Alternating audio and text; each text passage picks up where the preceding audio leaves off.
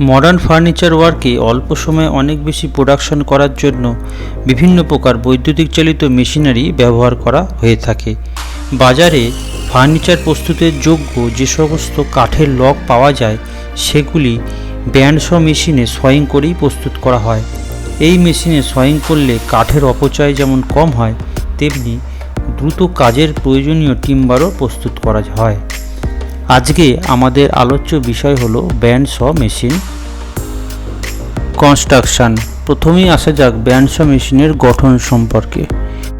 প্রথমেই দেখা যায় মেশিনের একটি ফ্লেক্সিবল ব্লেড থাকে এবং এই ব্লেডের সাহায্যে মেশিনে সয়িং করা হয়।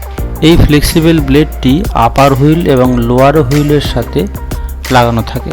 হুইলটি একটি টেবিলের মাঝখানে একটি স্লটের মধ্যে দিয়ে চলাফেরা করে। মেশিনের সমস্ত পার্টসগুলি মাউন্ট করা থাকে একটি কাস্ট আয়রনের বডির সাথে এবং এই মেশিনটি চলার জন্য একটি ইলেকট্রিক মোটর ব্যবহার করা হয়। সাধারণত ব্যান্ডস মেশিন দুই প্রকারের হয়। Number 1 is horizontal bands machine and number 2 is vertical bands machine. Horizontal bands মেশিনের যে ব্লেডটি সেটি হরাইজেন্টালভাবে মুভ করে এবং ভার্টিক্যাল ব্যান্ডস মেশিনের ব্লেডটি ভার্টিক্যালভাবে মুভ করে, এই জন্য এই নামকরণ হয়েছে।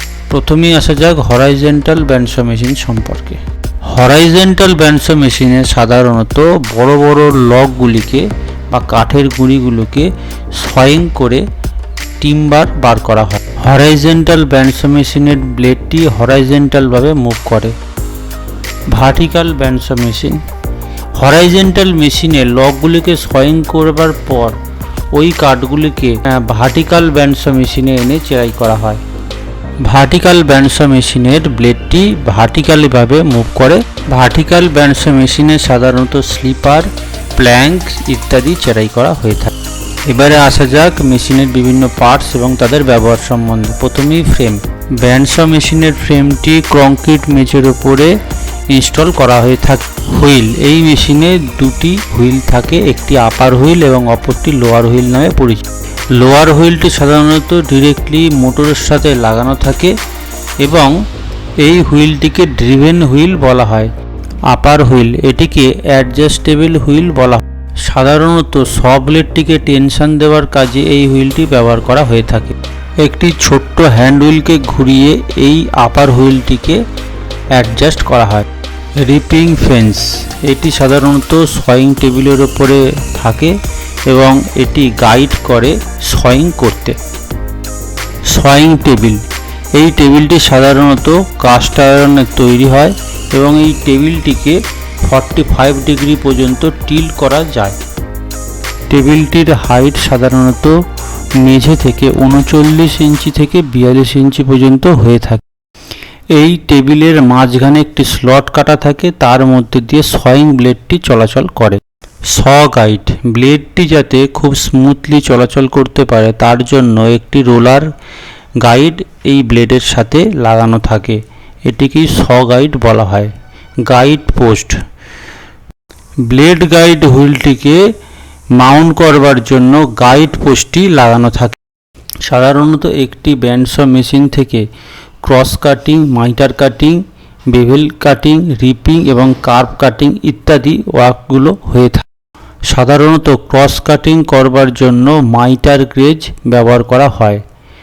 মাইটার কাটিংয়ের জন্য মাইটার গেজটিকে নির্দিষ্ট অ্যাঙ্গেলে বেঁধে সয়িং করা হয়। বেভেল কাটিংয়ের ক্ষেত্রে মেশিনের টেবিলটিকে টিল্ট করে অ্যাঙ্গেলে রেখে বেভেল কাটিং করা হয়। রিপিংয়ের জন্য রিপিং ফেন্স ব্যবহার করা হয় এবং কার্ভ কাটিংয়ের ক্ষেত্রে আস্তে আস্তে ধীরে ধীরে ফিট দিয়ে জবটি কাটা হয়।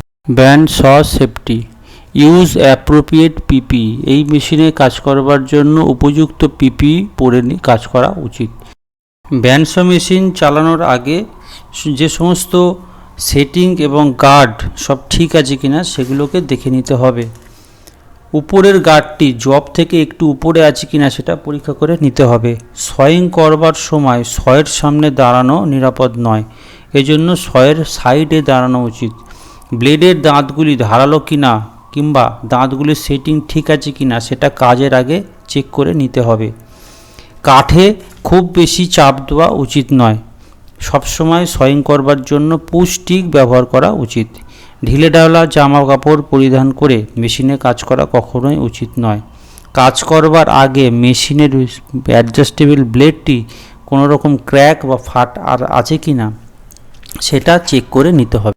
মেশিনে কাজ করবার সময় পা যাতে স্লিপ না করে সেজন্য মেঝে চারপাশ পরিষ্কার আছে কি না সেটা কাজের আগেই দেখে নিতে হবে।